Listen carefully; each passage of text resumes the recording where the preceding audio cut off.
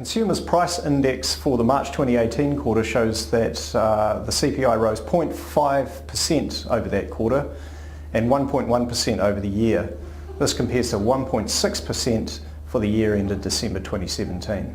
Some of the big drivers in the CPI this quarter have been government-related price increases, most notably the increase in the cost of cigarettes, which has been offset slightly by a decrease in tertiary education.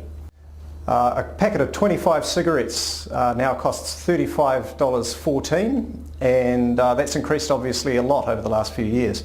That's right, and that price always comes as a bit of a shock to non-smokers. And you can compare it to what it was in 2010 before these annual excise increases came about. It used to be about $13 for a packet of cigarettes. There's still two annual increases in that excise duty to come, and by the time it's finished it'll cost over $40 for a pack. I mentioned the drop in the price of tertiary education, and tertiary education fees have dropped 16% this quarter, and that's driven by the introduction of the government's first year free policy, which we're seeing for the first time in this quarter's results. Housing related costs continue to underpin annual inflation for New Zealand.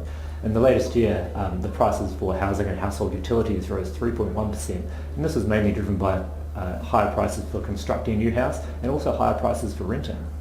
Yeah, at the regional level, Wellington felt the heat, increasing 1.8% in rents compared to 0.6% for the country as a whole.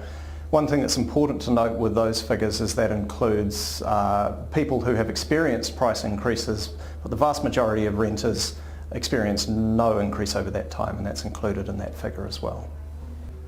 The price of petrol rose 2.7% in the March 2018 quarter, although we saw different movements in different regions of the country.